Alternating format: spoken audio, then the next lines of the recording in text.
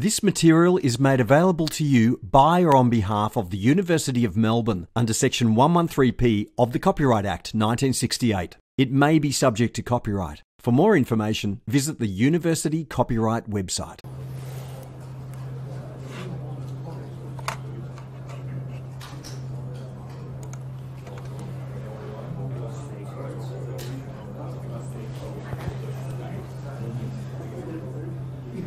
Peter, how would you like to be here?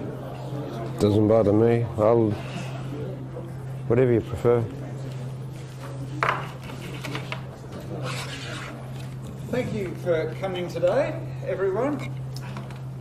I'd like to introduce Dr.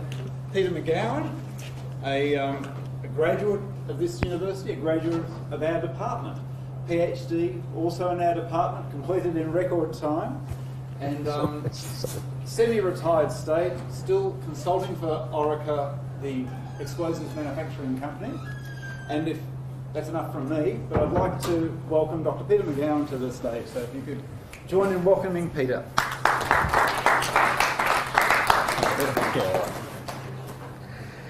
Thank you very much, Dr. Baville.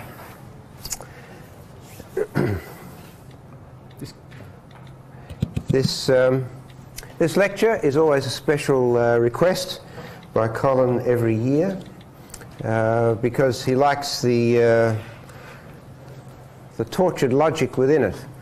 I'm not sure that it's always as popular with the students because they always go out a bit terrified, but let's see how we go this time. It's a story about a large gearbox. I've shown here a typical gearbox that you might see in a common car, a little gearbox that typically conducts a power of perhaps at most 100 kilowatts, something of that order. Gearbox I want to talk about today is about 100 times larger, in power terms anyway. More like this sort of gearbox, although it wasn't exactly like this gearbox. This is a multiple reduction gearbox. The gearbox that I'm talking about was a single reduction gearbox. But it all began with a late afternoon call around about 2 or 3 o'clock in the afternoon from, I was sitting at my office here in Melbourne at the time, and I got a call from the plant up in Brisbane, just out of Brisbane. And I said, we've got a problem with our gearbox here. Now this gearbox I knew as the one that was driving one of the large compressors. On one end it had the driver on this thing was actually a 707 Rolls-Royce turbojet engine, gas engine, and the other end it was a large compressor driving this large ammonia plant. So they said, we want you up here immediately. So I had to leave and catch a flight. I arrived in Brisbane about 6 o'clock that night. Now this gearbox had just been refurbished at the Bendigo Ordnance Factory. Now in those days, the Bendigo Ordnance Factory was one of the finest in the country, if not around the world. And it was originally established there to actually make bombs and bullets for originally the Victorian Army, which was later, after Federation, absorbed into the Australian Army or the Australian Defence Force. And but the factory was kept on, and it did all sorts of work for all sorts of people, not only for the Defence Force. In this particular case, it had a large piece of equipment in there that was actually able to take and actually cut gears or refurbish the gears, that is to reprofile the teeth as they get worn and correct the spacing on them and so forth. And this particular gearbox had been in operation at that time for going on for 30 years, and it was rather worn, and they decided that because of the high vibration levels in there that they would refurbish the gearbox, and after they'd finished this, putting in new bearings and refurbishing the gears, that it would be essentially brand new, as it should have been. They started the plant up after refurbishing this gearbox, but the output bearing was overheating. Now these bearings, this is a high-speed machine, as you'll see shortly. High speed in this context means anything more than about 3,000 RPM. This particular output shaft was running at very high speeds, and at high speeds you never ever use roller bearings. You only ever use journal bearings. And there are two types of journal bearings. There are what's called a plain journal bearing or a tilting pad journal bearing, which I'll get to shortly. It also had excessive vibration. Now, normally an output bearings on most machines all operate at between 70 and 90 degrees C. And because of that, they can use what's called a Babbitt material. A Babbitt was an alloy that was invented by over 100 years ago, which was essentially an alloy of tin. It has a melting point, depending on the grade, at somewhere between 190 and 200 degrees C. The oil has a stability which starts to collapse above about 120 degrees within a short time. So you don't run bearings up in the high 100s for a variety of reasons. It damages the oil, makes the oil break down, you lose the viscosity in the oil, and you start to run the risk of perhaps even melting the Babbitt in the bearing, the lining on the bearing. So we had this problem with this gearbox, and they'd been mucking around with it for a week after it had been turned back on. It was supposed to be brand new, and it was misbehaving very badly indeed. The gearbox looked like this. It's a single reduction gearbox. There's only two gears in it, one gear meshing with the other. It was a double herringbone gearbox set. It carried a total power of about 13.5 megawatts, and typically gearboxes are between 98 and 99% efficient. And that inefficiency turns up as heat. So just as a comment on the side, if this is 13.5 megawatts and it's 99% efficient, that means it's got about 135 kilowatts being extracted just as heat.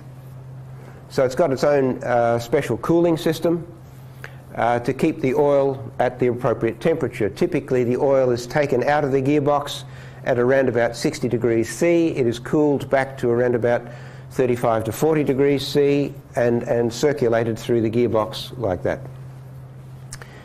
This particular bearing, the output bearing, running at high speed, as you can see, it's 180, nearly 182 hertz, very high speed, was overheating and also had excessive vibration. The main bull gear had 98 teeth. The pinion had 33 teeth, and you'll instantly notice that they are relatively prime, as all good gearbox designs usually insist upon. The gearbox mesh frequency was 6 kilohertz. That's either 181.8 multiplied by 33 or the 61.2 hertz multiplied by 98. That both gives 6 kilohertz, which is the speed at which the teeth collect each other as they go past. Very large gearbox, about almost my shoulder height. Main bull gear was nearly 1 metre in diameter. First thing I did when arriving at Brisbane was to ring my wife and say, I'm terribly sorry, I'm going to be very late home tonight because I'm in Brisbane. And so I actually had to leave so fast that I didn't even have time to pack, and my expense account that time included buying fresh underwear and clothes and all sorts of things which I never actually got to do. And so I had to walk down almost naked to the laundry in one of the hotels that I was going to furiously wash the clothes so that I could stand myself another day. By the way, I actually found myself in that position on one occasion where I was travelling somewhere, and I was only meant to be there for a day, go up and come back in the same day, and the flights didn't work out, and things were delayed and cancelled, and I had to stay overnight. And I said to a colleague of mine, I was very young at the time, and I said to a much older colleague of mine, "What are we going to do? We got no extra clothes." He said, "Oh, it's easy, it's no problem whatsoever. What you do is you order everything with double garlic, and as you walk into a room, you just say, 'Hi.' And they can't smell your armpits for your breath, and it's no problem." Put that in your little box of tricks for if you ever need it. So first thing I did when I arrived at the site was actually measure the vibration on that outlet gearbox, and this is the result I get. And you can see that the first peak there, or significant peak, is a gearbox resonance. That was doing no damage whatsoever, despite the fact that it looks high. It's not. That's only velocity. The actual acceleration, of course, is much lower, and the higher frequencies are much worse. There's the gear mesh frequency. You can see there. There's a bunch of stuff well down in the low frequency end, which I'll talk about in a minute. And then there's the because the gear mesh frequency is essentially a clunk, clunk, clunk. It's not a nice sinusoidal thing, so it'll have lots of harmonics. So it's behaving precisely as one would expect. There's a gear mesh frequency, and the first harmonic of the gear mesh, twice the gear mesh frequency, is there, and there'd be a whole lot more way up in much higher regions, which my equipment had no hope of picking up, because it stopped at 20 kilohertz. All right, so that was from 0 to 20 kilohertz, but I was interested in what was down in the lower end, down in the low frequency end. By the way, this is, you can see, velocity amplitude versus frequency. Down the low end, we've got, now this has got an upper cutoff frequency of 200 hertz. You notice that we've got the pinion speed, which is exactly what you'd expect. We've also got the main bull gear, and we've got something that is 2 times the bull gear. And there's a funny thing, which I've just called a ghost for because it doesn't correspond to anything that's going on in the gearbox. And there's another one there at 48% of the pinion speed. What do these all mean? Because the 48% of the pinion speed doesn't correspond to anything that's actually rotating or moving or meshing or clunking or anything else that's going on inside the gearbox. So what does that mean? And clearly it's significant. Very clearly it's significant, because it pokes out amongst all of the other white noise. So what's going on? So let's go back to this higher frequency here. I decided to have a look at the high frequency end to see if I could figure out what was going on. And the first thing I decided to do was have a look at this first harmonic of the gear mesh frequency, and you'll notice that it's got a whole lot of sideband frequencies, a whole lot of frequencies scattered around it. Now that immediately tells me that that gear mesh is not a constant frequency. In fact, if you could see it instantaneously, it would actually be moving back and forward and wobbling all over the place, which means that the gear mesh frequency is not steady. It's actually up and down. So it's actually a frequency modulation.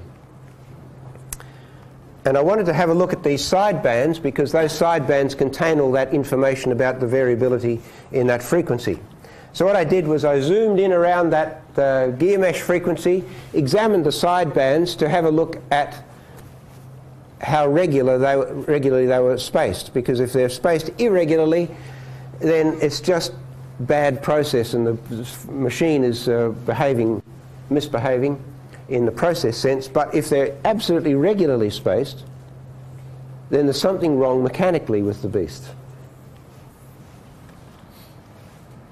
So I zoomed in around that and examined the sidebands around that frequency.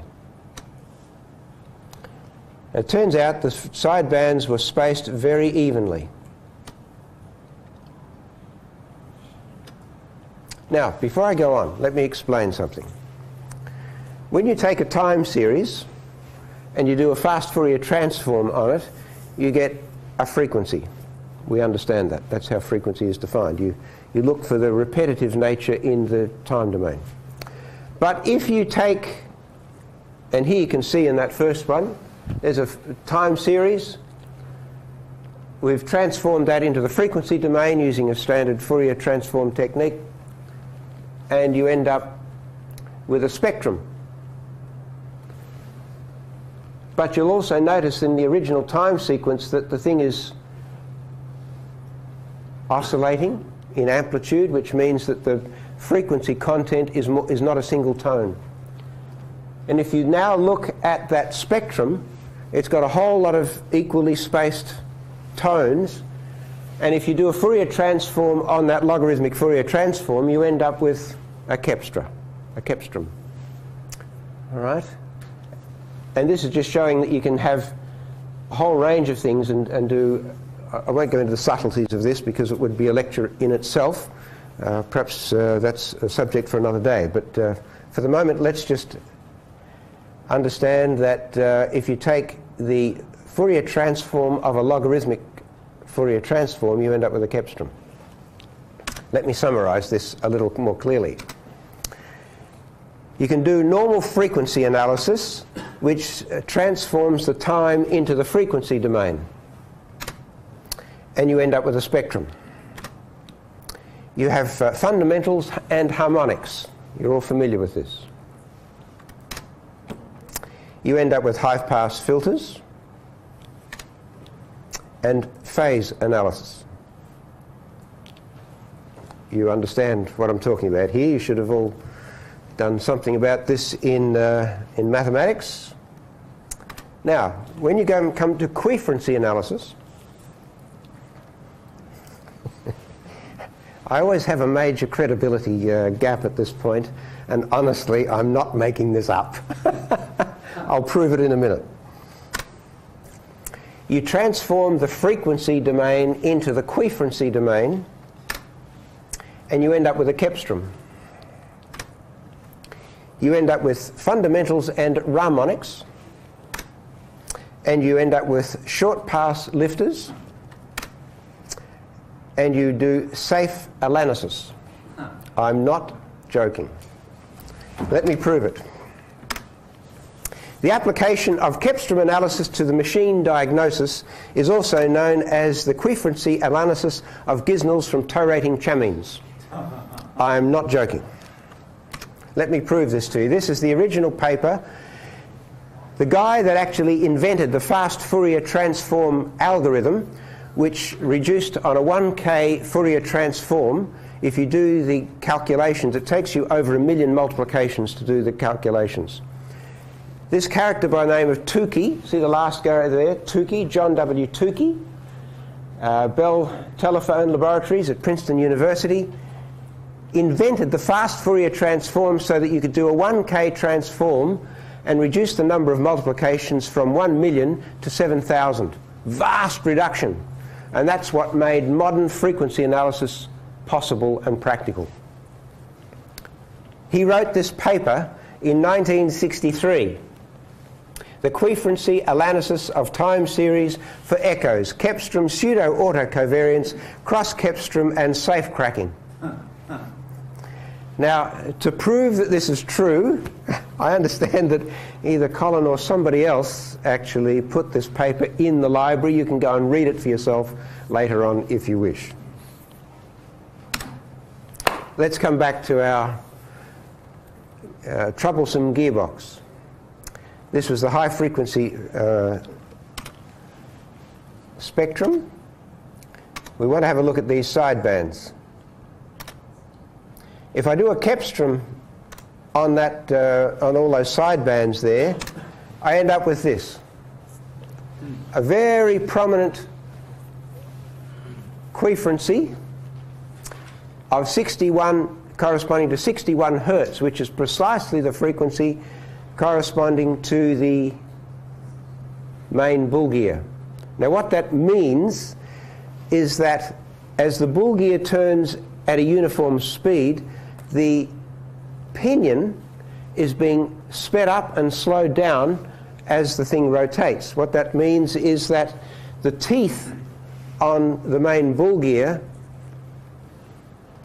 are not evenly spaced.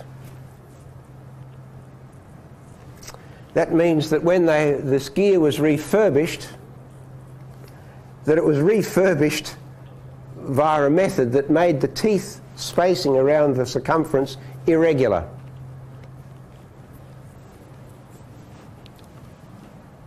Now, I didn't know that this thing had been refurbished when I went there to have a look at this, and the analysis that I'd just done told me two things. First of all, that the teeth were very badly worn, and that secondly, that they were not evenly spaced, and that the thing had therefore worn in a very shoddy fashion. So when I arrived at this point here, I mentally jumped for joy and said, I think I've solved the problem. Because if the teeth are not evenly spaced and they're badly worn, that will be causing all of the difficulties that we observe here, or most of them. It doesn't explain the overheating bearing, but at least it explains the misbehaving and the very high vibration on the gearbox, which is just about destroying the foundations and playing merry hell with a whole range of other things in the vicinity. So I went to the boss on this particular site and I explained, I think I've solved the problem. The gear teeth are very badly worn and the spacing of the teeth is very bad. What we should do is get these, either buy a new set of gears or have them refurbished. He said, well, you're an idiot. I said, yeah, okay, why? He said, because the thing has just been refurbished. We only got it back last week and this is the first week of running and you come here and tell me that the thing needs to be refurbished. I said, well, let me go back and do some more analysis. So I went back and had a look at some more of this.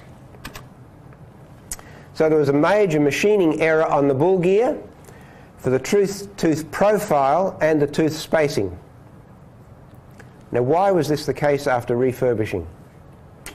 The teeth should have been perfect in both their profile, that is, have a beautiful involute profile so they mesh nice and evenly without rubbing, and also that the teeth should be nice and evenly spaced. So why was this? I didn't know. So I went back to have a look at this thing again. Now let's have a look at the low frequency end. I put that the gear mesh aside for the moment. I'll think about that a bit longer.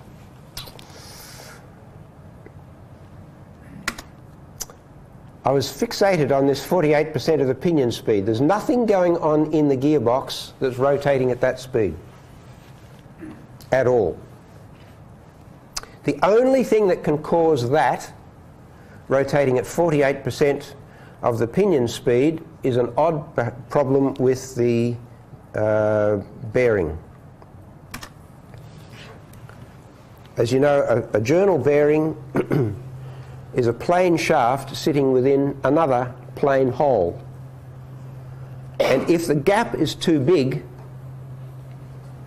the gap on these should normally be around about 0.2 millimeters, 200 microns. But if that gap gets too big, if it gets to 0.5 or more, then you end up with a problem called oil whip, where instead of the shaft just rotating and sitting slightly uphill of where it rests at statically, it actually starts to wobble in the shaft. And the shape that it executes is this cardioid shape, and that shape rotates. And the net effect is you produce this tone at somewhere between 43 and 48% of the rotating shaft speed. It's always a bit less than half. So I said, well, there's only one reason for this, and that is that the gap in the journal bearing is too big. It's badly worn. So this time I went back far more confident to the site manager. I said, I think I know what's the trouble with the output bearing. The journal bearing is very badly worn. The clearance is too big. And he said, now I know you're a double idiot. Because, first of all, this is not a plain journal bearing. It's a tilting pad journal bearing. Now, tilting pads were actually invented at this university by the great Michel, who, and it was his tilting pad bearings that enabled the modern use of large shipping shafts. Almost every shaft on big ships has a Michel thrust bearing on it, for example, which are a set of tilting pads enables the thrust on the main screw of the propeller to take much, much higher loads. Up until then, the limit on sizes of ships was the thrust size of the thrust bearing. As soon as Michel came along and enabled them to have much bigger thrusts, we could build much bigger ships with much bigger screws. Now here is a classic tri-lobe bearing. And again, these tri-lobe bearings have much greater load capacity than a plain journal bearing. Because if you look at the yellow is the shape of the babbitt, and the shaft rotates in there, and in this particular case there are 3 tilting pads. The net effect is that the oil is squeezed and you end up with much greater load. Furthermore, in such a bearing you cannot get oil whip. It's impossible because of you can only get oil whip where you get a plain journal bearing, but in a tilting pad bearing you can't get them because the pressure wave that gets sent around gets disrupted by these tilting pads and it destroys it. It's another advantage of the tilting pad. So I thought, this is extremely embarrassing now. I've made a complete idiot of myself. I said, there must be some reason for this. There must be some bizarre reason for this. Machining error, and the output journal bearing has excessive clearance in the journal bearing. Neither of these things could be true because of what had gone before. So eventually, in sheer desperation,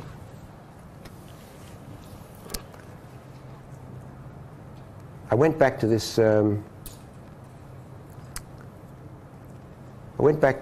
spectrum, but I was really tossed. What on earth can this be? Eventually I went to the responsible engineer. I said, who's the foreman? He says, that guy there. I went down to the foreman and I said, who was the fitter that fit that bearing, the supposedly new bearing? Because it was a brand new bearing that they just put in as part of the refurbishment of this gearbox. And he said, that chap down there. So I went down to the fitter and I said to him, did you put a new journal bearing in that gearbox when you were asked to, when it was being refurbished? He said, yes, I did. So I took him right down to the back of the workshop, down where we could be alone quietly together. I said, all right, your secret's safe with me. Did you put a new journal bearing in that gearbox? He said, yes.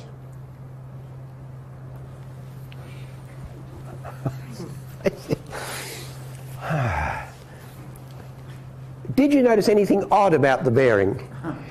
He said, yeah, it wouldn't fit the hole. I said, why do you think that was? He said, oh, it's obvious that somebody had dropped it.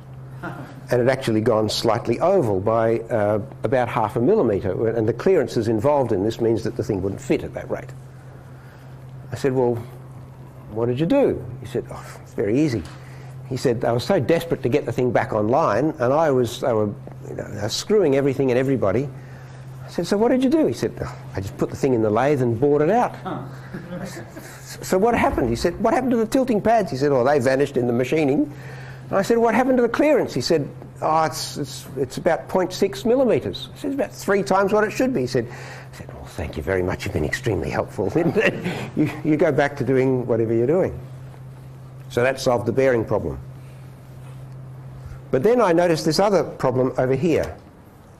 The ghost, and again, that corresponds to nothing that's going on in the gearbox, except if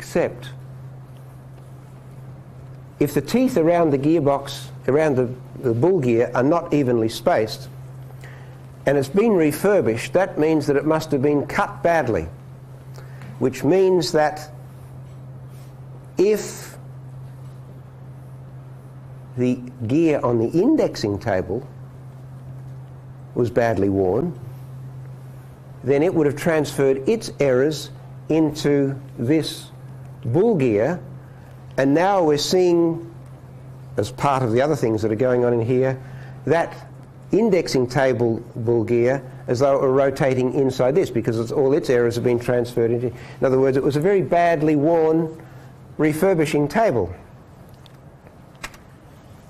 Here's a close-up, a zoom in around those frequencies. This bull gear had a speed of 61.6 hertz and 98 teeth. And that bull gear, the Ghost, if it is a gear, is running there, and therefore it has 92 teeth, precisely. So then I said, I've got to get on top of this.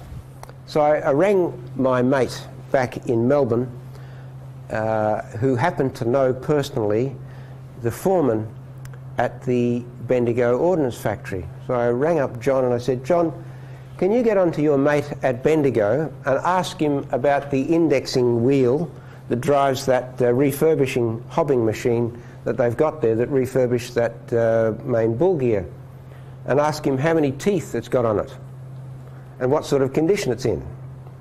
A couple of hours later he rang me back and he said, yeah, it's rather badly worn and apparently it's got 92 teeth.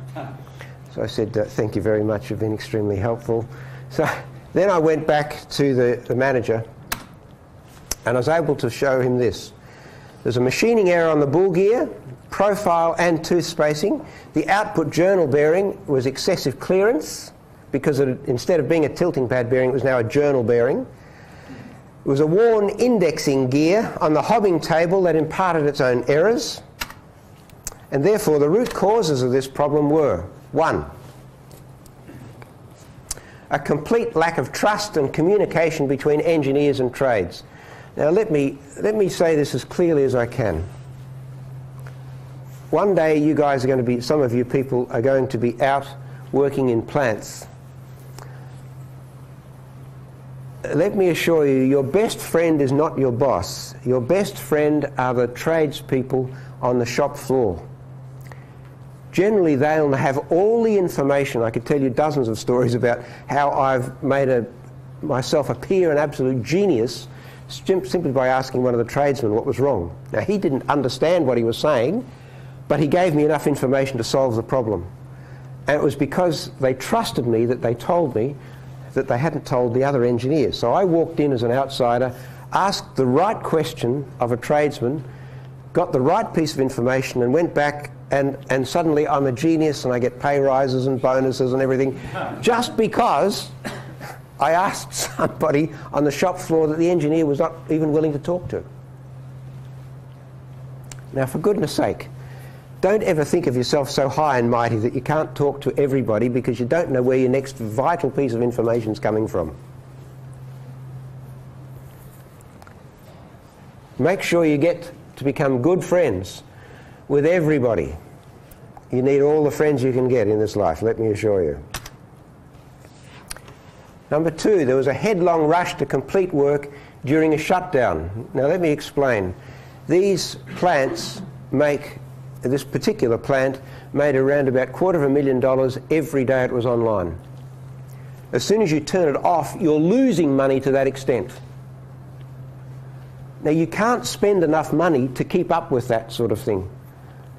And so every day that you have offline is another $250,000.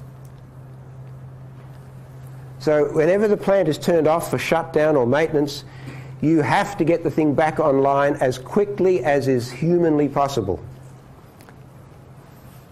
But it's incidents like this that have taught the wise engineers that it is better to do things properly and take an extra day than to do things badly and then have to shut down again for another week, because that's far more expensive. It was also a result of poor planning. And lastly, engineers regarded trades as ignorant and uneducated. Don't ever carry that attitude. As I say, the trades are often the best people you can understand in helping you solve problems, especially on site. And that's all I have for you today. Thank you very much.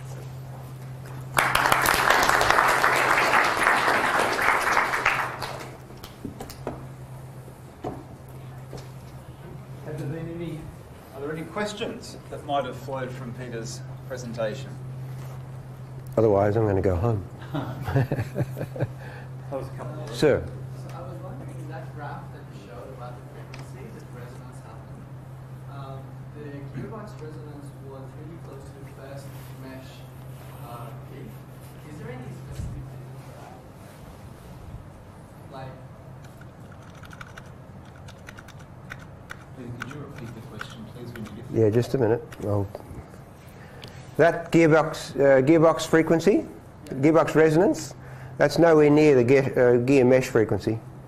so let's say you have two gears. That's around about 1.5 kilohertz. Is there any relation between the total resonance and each of the gears' resonance? Does that make sense? No, it's just a gearbox resonance. Every gearbox will have a natural frequency of some sort. In fact, it'll usually have several natural frequencies. That just happens to be the natural frequency of this particular gearbox. It was causing no damage. It had always been there. It had always operated like that and caused no difficulty. And is there any way to find that out? That's exactly what this analysis was part of. Keep asking, it's a good question, because the students all have to design a housing for their gearboxes. That's right. Now, if that gearbox resonance had either been very close to a gear mesh frequency or one of the rotating shaft, then the gearbox would have destroyed itself within minutes. All right. Now, the fact that this gearbox was 30 years old and that hadn't caused any trouble meant that that's something that I could safely ignore. But if it had been close to one of the other driving frequencies, and it's not close to any driving frequency, then I can ignore it. Have you got the answer you needed? If you've got a follow-up, that's a really good question, worthy of further discussion. Natural frequency, forcing function, that's what Peter's just indicated. Yeah, I think You can talk to me a bit more afterwards if you want to, but you're welcome to ask a further question if you want to as well. It was a great question. Okay, so, yeah. When you mentioned earlier, you were talking about the number of teeth on the minion and the bull, and you said that gears are always relatively prime. Yes. So what did you mean by that? Relatively prime is a mathematical term meaning that the two numbers, like 15 and 32, don't have any factors in common. Sure. All right? What that means is that as the gears mesh, all of the gears come into contact with all of the other gears before they start again. In other words, you smear the load out as widely as you can right around the circumference of both gears. You don't have, unless you're wanting a specific indexing thing where you need a very special ratio of some sort, you generally try in the gearbox design to have relatively prime teeth numbers. Now, there are exceptions to that where you specifically want, a 4-to-1 reduction for some bizarre reason, and some indexing tables will need that for whatever reason. But in the absence of that sort of thing, if you're just transmitting power as distinct from position, if you're transmitting purely power, then you always want to have relatively prime teeth to smear the load, because if one of the teeth develop a problem, a wear or a chip or something, and that always hits the same tooth on the other one, then that's going to wear that one tooth on the other side. Whereas if it has to hit all of them before it comes back and hits the other one, then you're smearing that load out around as much as you can. And that's just, look up relatively prime. It just means, relatively prime means that the two don't have any factors in common. For everyone, the frequently asked question document that you've got has got a whole page of that stuff. I think the next student is there. Sir. And then you. So when you talk about the gearbox resonance, that just mean like the whole assembly at what frequency was oscillating at? Yes, just the box itself, the casing. The whole thing. Yes, the box. Yep. Yeah, I didn't find out what mode shape that was because that wasn't interesting for this particular problem. But if I'd put enough probes all over the thing, I could have discovered that. But that wasn't necessary here. Question. I was wondering, is there a particular reason why we use velocity amplitude instead of RPM? These particular probes that I have were accelerometers, so their native output, they were quartz crystal accelerometers, which means that they actually produce a charge in proportion to the acceleration. So it means you've got to have a very special super high input resistance amplifier called a charge amplifier to actually pick up the signal. And the signal they get is actually proportional to the acceleration. That particular graph there is actually has been integrated once to produce velocity. By pressing another button on this same machine, I could have gotten displacement as well. As it turns out, this was the most useful, and you can use any of them, it doesn't matter. Whatever happens to work. Sometimes if I integrated this again to displacement, then all you'd see is low temperature, low frequency stuff. If I use the original acceleration, all you'd see is high frequency stuff. So I integrated it, the best compromise to give me the best spread of information across the frequency was to integrate it once to velocity. Sure. Is there any specific value to say how far the gearbox resonance should be from, like the frequency from each? Yes, there's a number of rules of thumb. And typically one wants, in conservative design, to have at least a 20% difference in the frequencies. Is it related to the distance of the gear, or is it just 20%? It doesn't matter which gear, like the first one.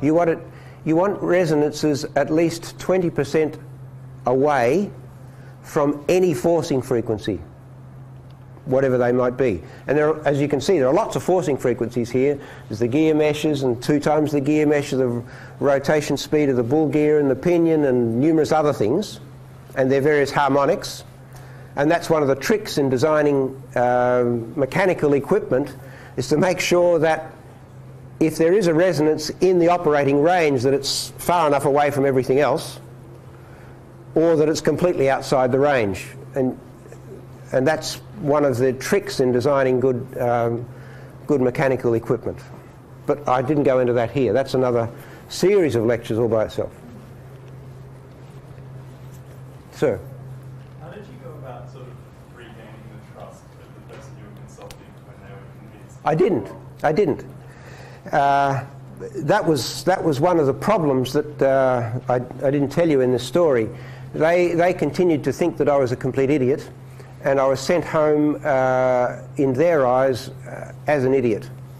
And so I followed up later on, and they continued to try and fix the gearbox using what they thought was wrong with it. And no matter how much they argued with me, that doesn't change the physics.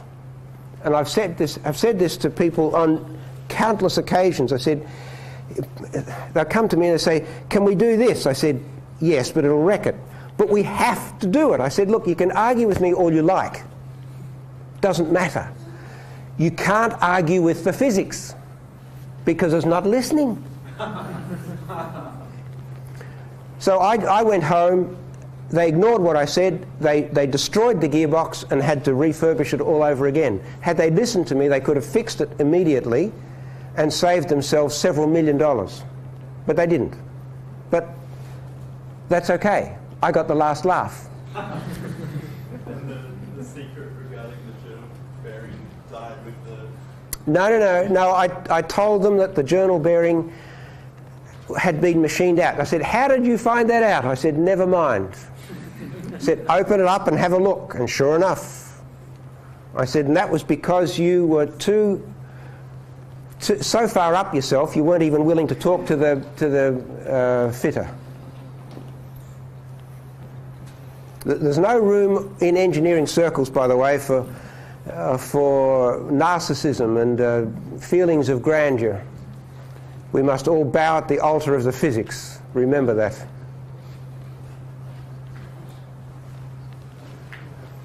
Any more questions? They've been really good questions today. Very good questions. I hope this class does exceedingly well. I've mixed it. I'll ask you a question, Peter. You talked about the you've got the log FFT, and then you do an FFT of that, you get to a cepstrum. What if you don't? If you just get your time, amplitude versus time, and then you just do a straight FFT, and then do an FFT of that. Then you get an autocorrelation, which is another animal again, which for this particular application is not useful. Okay, so if you just take a Fourier transform of a Fourier transform, then you get an autocorrelation, which actually tells you a bunch of other stuff, but that's not germane to this analysis.